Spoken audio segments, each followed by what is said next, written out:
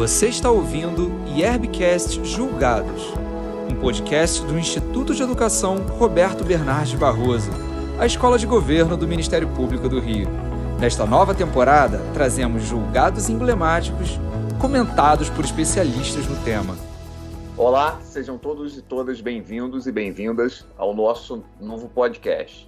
A gente mudou um pouco o formato do podcast. O podcast agora contará com alguns julgados emblemáticos e com nossos convidados especiais. Vamos chamar colegas, promotores e procuradores para analisar determinados julgados dos nossos tribunais superiores e julgados de outros tribunais que nós reputamos como importantes. No dia de hoje, chamamos o colega promotor de justiça Vinícius Lameira. Vinícius é promotor de tutela coletiva do meio ambiente da região dos Lagos, um dos especialistas, melhores especialistas na matéria do Ministério Público do Rio de Janeiro. Vamos começar, Vinícius. Acho que de início nós podemos analisar, você podia explicar para a gente qual foi o julgado escolhido e qual a importância desse julgado para o nosso estudo aqui. Olá, Leandro. Olá, amigos e amigas do IERBcast. Eu fico muito feliz aí com o convite. Então, vamos direto ao assunto. O julgado que nós vamos conversar hoje é o agravo regimental no recurso extraordinário com agravo 748206 do Estado de Santa Catarina. O objeto de julgamento aqui, Leandro, é a impugnação da constitucionalidade da Lei Municipal 1382 de 2000 do município de Saudades, Santa Catarina. Essa lei, ela impôs uma restrição ao uso do herbicida à base de 2,4-D. Tá? E qual é a importância desse julgado? Ele é importante porque ele reflete, mais uma vez, qual o entendimento que o Supremo Tribunal Federal vem dando à repartição de competências legislativas em matéria ambiental entre os entes federativos. E outro ponto que faz esse julgado ser interessante, importante de ser lido, é que em outro julgamento do Supremo, onde se impugnou lei idêntica de outra cidade de Santa Catarina, o resultado foi diverso do alcançado nesse julgamento. Então, daí a importância desse julgado, a meu ver. Vinícius, você podia dar uma explicação de como é o entendimento do Supremo acerca dessa divisão de competência entre a competência da União, do Estado e do município no tocante às questões ambientais? Até onde o município pode ir? E também se você acha que o Supremo tem atuado de forma adequada nessa repartição de competência. Bom, então vamos lá, Leandro. Eu acho importante antes a gente falar um pouquinho sobre os dispositivos constitucionais que tratam da repartição de competências legislativas em matéria ambiental. Então, o principal artigo é o artigo 24, que define que a competência para legislar sobre questões ambientais ela é concorrente entre a União e os Estados.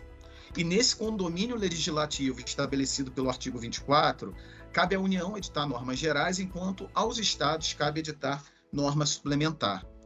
Embora o município não conste do artigo 24, nós temos o artigo 30, inciso 1 e 2 da Constituição, que concedem competência legislativa aos municípios, inclusive na área ambiental. Havia uma discussão se o município teria ou não competência para legislar sobre meio ambiente, em função de não estar inserido ali no artigo 24. Mas essa discussão em si ela é muito antiga, já foi superada, e se entende hoje predominantemente, inclusive o Supremo, de que compete sim aos municípios legislar sobre meio ambiente por conta do artigo 30, inciso 1 e 2. Artigo 30, inciso 1, diz que compete ao município legislar sobre assunto de interesse local, e o artigo 30, inciso 2, diz que compete aos municípios suplementarem a legislação federal e estadual no que couber. E qual é, Leandro, dentro da Corte, o precedente que vai nortear a interpretação sobre repartição de competência e, principalmente, a competência do município especificamente? É o precedente do recurso extraordinário 586224, relatoria do ministro Luiz Fux. Ali, esse julgado foi decidido com base no sistema de repercussão geral reconhecido, com mérito julgado, e o precedente que se firmou é o seguinte: o município é competente para legislar sobre meio ambiente com União e Estado, no limite de seu interesse local e desde que tal regramento seja harmônico com a disciplina estabelecida pelos demais entes federados. Eu quero recordar, Leandro, que esse precedente que eu estou falando é justamente o caso da legislação do município de Paulínia, que vedou o uso da técnica de queima da palha de cana-de-açúcar. E lembrando que lá nesse julgado do Supremo, entendeu-se que a lei do município de Paulínia era inconstitucional porque ela não se harmonizava com a legislação federal e estadual. Na época existia uma legislação estadual em São Paulo que previa o abandono gradual da técnica da queima da palha de cana-de-açúcar. Então, esse julgado, esse precedente, o 586.224, é muito importante para entender o que o Supremo quer dizer quanto à necessidade de que a lei municipal se harmonize com a legislação federal e estadual. Vinícius, então assim, em síntese, o Supremo analisa se a legislação municipal, a restrição eventualmente imposta pela legislação ambiental, se adequa com a peculiaridade do local de onde é editada a lei. É mais ou menos isso? Exatamente, Leandro. E é importante a gente fixar isso, porque de vez ou outra encontram-se vozes defendendo que o município poderia legislar desde que a sua legislação fosse mais protetiva do meio ambiente. E isso não é acolhido no Supremo Tribunal Federal. Tem que estar demonstrado o interesse local específico, tá? Então, não podemos não podemos reproduzir esse entendimento de que a lei mais permissiva sempre será válida em termos ambientais. Não é esse o entendimento do Supremo. Tem que ter um interesse local específico, porque o próprio Supremo já disse, há esferas de competência bem delimitadas na Constituição. Então, adotar um parâmetro mais permissivo não significa autorizar o município a simplesmente desconsiderar as esferas de competência delineadas na Constituição. Ô Vinícius, no caso que a gente está analisando, no caso em julgamento, o Supremo entendeu que o município poderia legislar, correto? E no precedente, ele entendeu que a legislação era inconstitucional por ausência de interesse local a ser tutelado. Foi mais ou menos isso? E se você podia explicar, assim, nesse caso agora do agrotóxico, por que o Supremo entendeu que ali se existia um interesse local, diferente do que ocorreu no precedente que você citou? Perfeito, Leandro. Sim, nesse precedente o Supremo entendeu que o município tem sim competência para legislar sobre proteção ambiental no limite do interesse estritamente local. Mas frisou que estava reconhecendo a competência do município e a constitucionalidade da lei porque havia questões de fato que autorizavam a identificação de um interesse local. Qual é esse interesse local? Primeiro, argumentou-se lá no município de Saudade que o agrotóxico em questão, após utilizado, permanece no solo por quase 10 anos, impedindo o cultivo de outras culturas que também são desenvolvidas naquele município.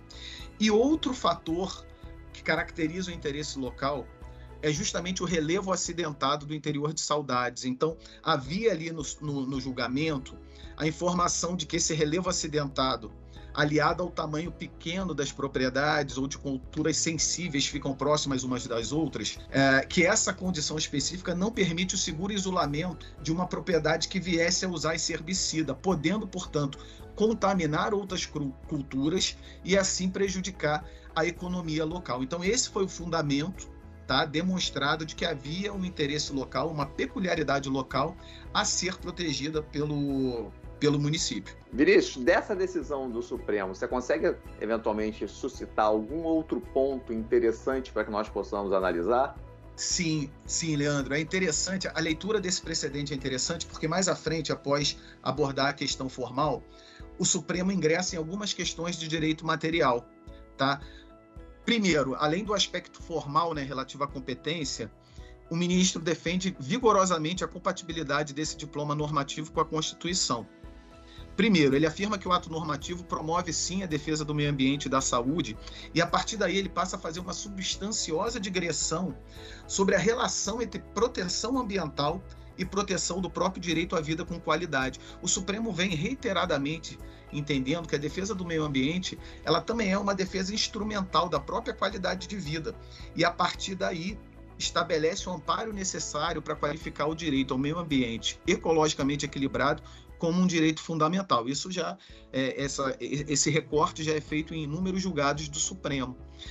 Só que mais interessante ainda, Leandro, o ministro também aborda a questão do princípio da prevenção e da precaução, tá?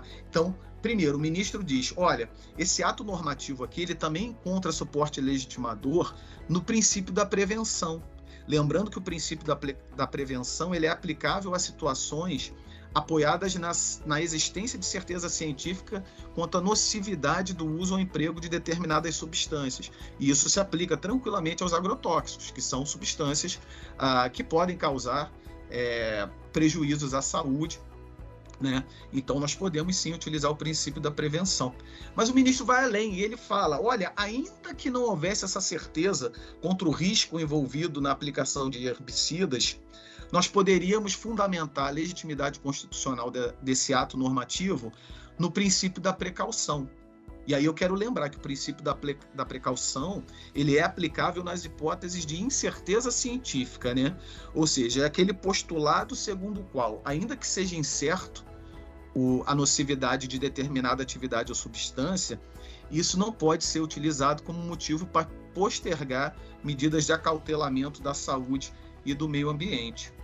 E por fim, Leandro, o ministro também trata do artigo 70, inciso 6º da Constituição. Para quem não lembra, artigo 170 trata da ordem econômica no Brasil. E o inciso 6º, ele define o princípio da proteção ambiental como um dos princípios da ordem econômica brasileira.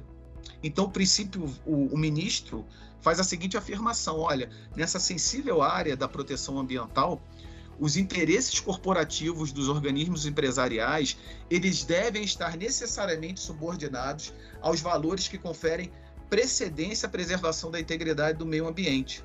Tá? E aí, a partir disso, Leandro, ele parte para a conclusão, e aí eu peço até Vênia para ler exatamente as palavras do ministro, porque é importante que isso fique muito claro para os nossos ouvintes. O ministro fala o seguinte, olha, resulta claro desse modo, em face do que venho dispor, que esta Suprema Corte, ao reconhecer que o município dispõe de competência para legislar e editar normas de proteção ao meio ambiente e de defesa da saúde dos cidadãos, impõe-lhe, no entanto, limite em sua atuação normativa, que somente se legitimará se essa pessoa política, o município, agir com estrita observância da cláusula constitucional inscrita no artigo 30, inciso 1, que lhe permite legislar sobre assuntos de interesse local.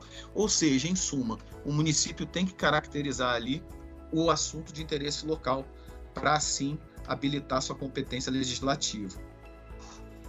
Vinícius, julgado bem rico, com várias análises feitas por você. Eu acho que é um julgado rico na matéria que o Supremo traz para a gente. E queria te agradecer bastante por a escolha do julgado e pela participação no nosso programa.